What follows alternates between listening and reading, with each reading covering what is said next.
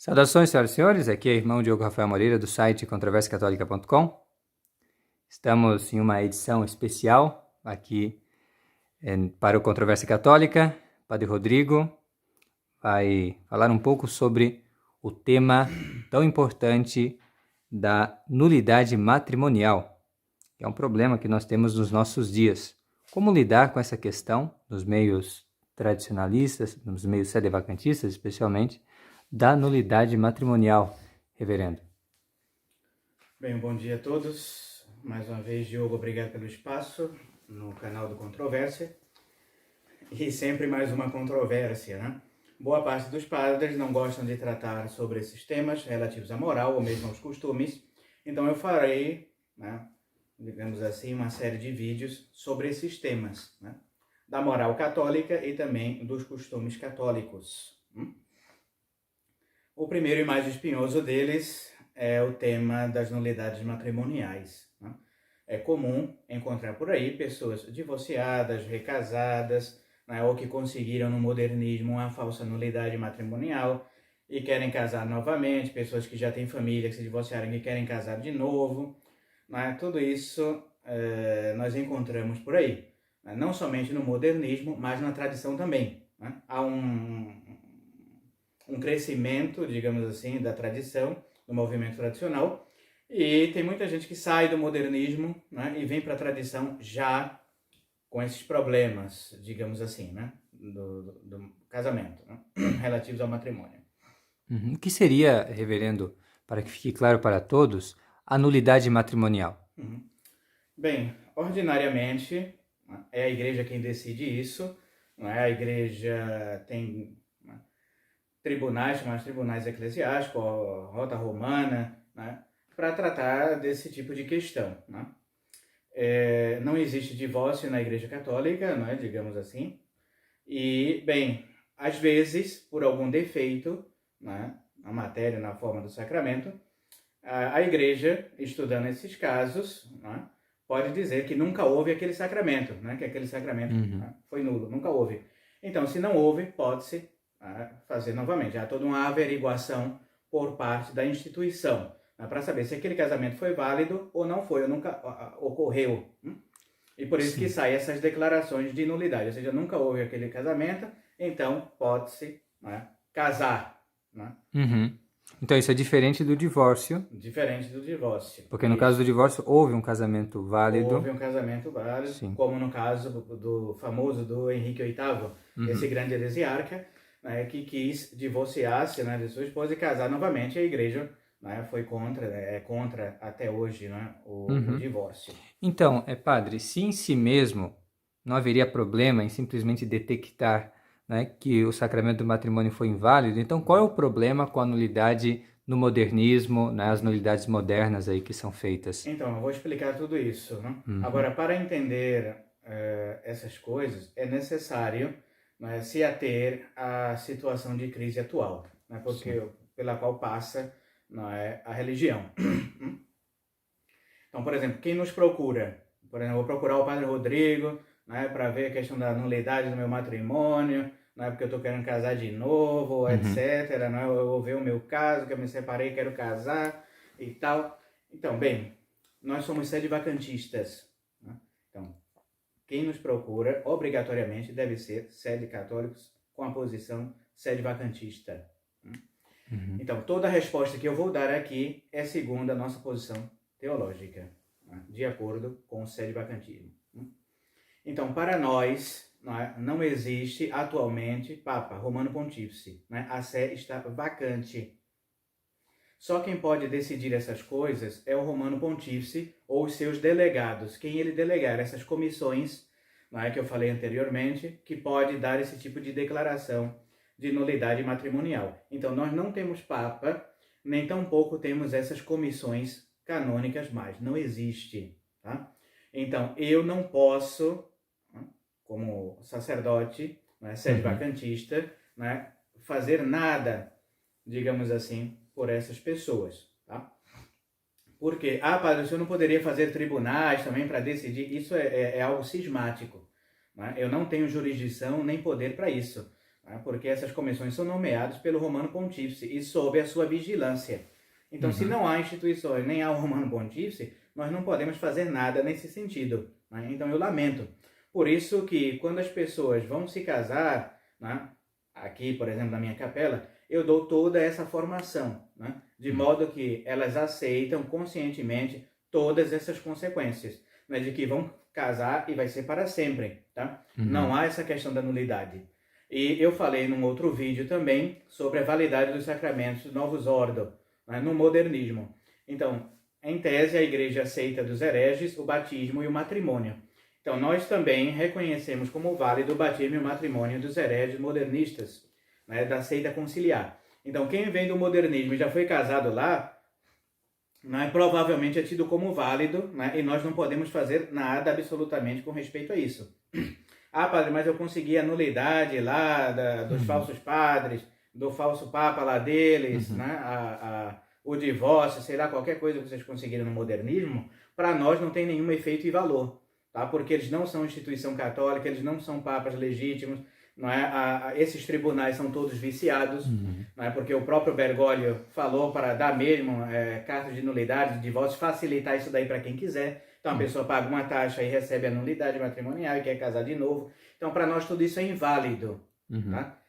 Ah, padre, eu já me divorciei da minha esposa, né? Eu quero constituir outra família. Não pode. Tá? Quem se divorciou da sua esposa, né, deve viver sozinho. Não pode casar, porque seria viver em concubinato. Né? E nós não temos condições de julgar esses casos, de dizer se foi nulo, se não foi. Então, nem adianta trazer isso pra gente. Tá? Casou, seja no modernismo, no protestantismo, né, com testemunhas públicas, todo mundo sabe que era uma família ali e tal, e depois a pessoa quer se desfazer de tudo isso e casar novamente, nós não fazemos isso em absoluto, tá? Então não temos nenhuma responsabilidade com isso, né?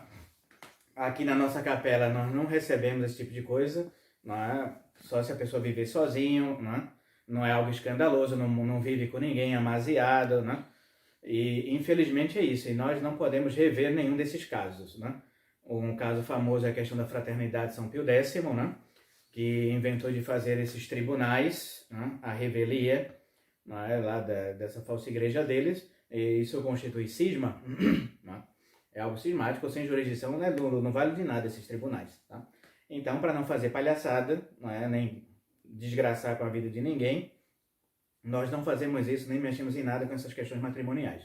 Então, antes de casar, ou para quem já é casado e está assistindo esse vídeo, pensar muito bem no que se vai fazer, porque nós não temos como resolver esses problemas, não temos condições nenhuma. Seja por falta do Romano Pontífice, seja por falta de um verdadeiro tribunal para julgar esses casos, se houve ou não a nulidade, né? Então, quando vocês forem casar, saber de tudo isso, que vão casar para sempre e que não vai haver nenhum apelo a nada, tá?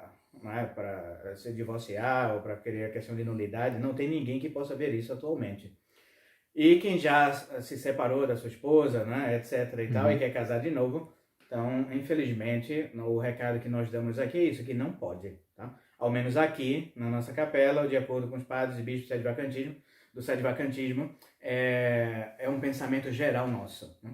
Inclusive o bispo Dolan, que é o bispo que nos acompanha, ele se separou da Fraternidade São Pio X, de seu fundador, Dom Marcel Lefebvre, por várias outras causas, mas uma das principais causas foi essa questão da nulidade matrimonial, né, porque ele não admitia isso na sua capela, né, e em contrapartida a fraternidade já admitia, né? Eles tinham tribunais canônicos paralelos para resolver esses casos de nulidade. Então, né, houve essa ruptura entre nós, então nós não aceitamos isso, nem fazemos tribunais, nada disso. E, reverendo, quem quer que veja as estatísticas com relação a essa questão de nulidade modernamente, e mesmo que simplesmente observe, né, o quão recorrente é essa questão, né, as pessoas trazendo para nós sempre essas perguntas sobre a questão da nulidade e tudo mais, isso é normal na igreja ver essas questões, isso ser tratado entre os fiéis, se falar dessa questão de nulidade o tempo todo, não é? Ou também isso é um reflexo da crise, né, dessa abertura à questão do divórcio e tudo mais, assim, em que sentido a gente também, por meio desse vídeo, né, alerta sobre esse perigo também? Claro, A fé. isso não havia, né? Com frequência, como é a situação atual. Hoje você casa, não gostou da pessoa, ou sei lá, teve algum desentendimento e quer se divorciar e casar de novo. Não havia essa palhaçada, né, antes, né, e ao menos esse caso grave, né, claro, a igreja julgava em particular algum caso ou outro perdido, esporádico, né, mas não nessa proporção atual. Esse é um problema do liberalismo católico, né, que assola tudo, as leis civis também, com esse permissivismo, o divórcio também civil, tudo isso vai, né, influenciando as pessoas, né, novelas, a mídia, né, tudo isso favorece, né, a questão do divórcio, esse desentendimento das famílias, e o próprio modernismo também, o sentimentalismo, né, muitas vezes as pessoas vêm me procurar, padre, eu me casei, mas na época eu não sabia que a pessoa tinha determinado defeito, hoje eu não gosto mais dessa pessoa e eu quero casar de novo. Então, não existe esse negócio de gosto, né? É bom, claro, que a pessoa tenha um afeto, porque você vai conviver a vida inteira, né? Que a pessoa gosta, etc. Mas esse não é o fim do casamento, que a pessoa gosta do outro, né? O fim primário do casamento é a apropriação, depois o auxílio mútuo, etc, etc. Né? Mas a gente não casa por isso. Mas eu perdi o amor. Bem, isso é um problema seu, você vai ter que conviver assim, não é? Até a morte que você separe, que você prometeu isso, né? Independente se a pessoa gosta ou não, ou deixou de gostar, aprende a gostar da pessoa e pronto, né? Mas tem coisas que são ridículas atualmente por conta de um sentimentalismo barato, né? Claro que às vezes, como é algo para sempre, né? Até o fim da vida, claro que há desgastes, há brigas, há confusões, né? Isso é normal entre um casal, se entende, se resolve, pronto. Mas atualmente é um grande caso, assim, são grandes casos, né, de questão de nulidade ou divórcio, que todo mundo quer inventar aí, né, para se separar, ou não quer carregar a sua cruz, o seu fardo, né? Então querem abandonar tudo, né, e recomeçar com outra pessoa achando que aquilo ali também vai ser mil maravilhas. Então não é normal essa situação na igreja, é própria dos tempos modernos, né? Basta consultar os seus avós, né, o pessoal do passado, e se vê que isso é próprio desse sentimentalismo, né, do mundo moderno. Sim. E para os casais, o senhor teria alguma recomendação, talvez de aprofundamento, de leitura sobre essa matéria do matrimônio, reverendo? Então, o que a gente sempre recomenda, né, porque é um tipo de tema que não era tratado na igreja, porque ninguém imaginava, não é, esse tipo de coisa. Né?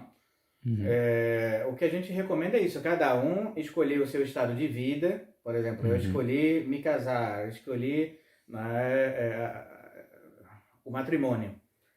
Então, viver aquilo ali, né? É ter os seus filhos, é viver em família, é ir à Santa Missa, é rezar, se conversar, a receber a comunhão, levar uma vida católica, né? Rezar em família, fazer tudo em família, e é isso, e se santificar e se salvar. Tá? Às vezes também tem esse negócio de leitura, mas tem gente que não é analfabeto, não consegue ler nem nada, e como atuar nesses casos? Não, é levar uma vida de família normal, né? Uma vida, ser um lar católico, né? Em geral. Mas não tem esse negócio de sei lá, procurar alguma coisa, como se não. Rezar, se santificar, não é? E cuidar, não é, dos filhos, cuidar do marido, a mulher, sobretudo, cuidar da casa, não é? O marido prover os víveres, não é? Para a família, o marido ser o chefe da casa, não é? Isso também seria mais importante para o homem, não é? O homem deveria saber dessas coisas, não é? Conhecer a doutrina católica e transmitir isso para a esposa, para os filhos, e levar uma vida de família normal, sem jamais pensar nessas bobagens do mundo moderno, de divórcio, separação, e que inclusive é um pecado grave. Tá? Eu sempre digo isso a todo mundo, os homens, as mulheres que vêm com essas histórias, eu acho que meu casamento não foi válido, eu quero me separar da mulher. Olha, só pensar nisso já é pecado. Tá? Nós não podemos viver por aí consentindo com maus pensamentos. Mas pensar nesse negócio de divórcio, separação, negócio de nulidade, de abandonar o lar, isso é um pecado grave. Ele não pode dar margem a esse tipo de pensamento. A vida segue, se resolve, não é? Os problemas que há interno, e acabou, e segue a vida. Sim, muito obrigado, reverendo, pelos esclarecimentos. Teria mais alguma coisa a declarar? Penso que, em tese, é isso. Como eu digo, né? São pontos que não se mexem. Né? São dogmas católicos, são de instituição divina, o próprio matrimônio é de instituição divina, então não há o que discutir. Isso é um problema, um outro problema do homem moderno é querer discutir tudo na igreja. Querer discutir o dogma, querer discutir o ensinamento da igreja, querer discutir aquilo. Isso é o tipo de coisa que não se discute. Quem casa na igreja católica já casa sabendo que você vai passar a vida inteira com aquele cônjuge, com aquela pessoa, para sempre, até que a morte o separe. Ponto. Né? Ah, mas eu quero discutir, eu quero apresentar, porque eu tenho nulidade. Não tem nada. Tá? Não tem nada, a gente não aceita nada disso, tem que aprender a conviver uns com os outros, e assim, em família, e se resolver tudo daquela forma. Então não tem nada que questionar a religião, questionar a igreja por isso, porque que não aceita divórcio. Deus, né, quis assim, e ponto. E nós temos que nos submeter à vontade de Deus. Assim seja. Muito obrigado novamente, reverendo. O senhor poderia nos deixar a vossa bênção sacerdotal? Benedictio Dei onipotente, Patris et Filii et Spiritus Sancti, descendat super vos et in et semper. Amém.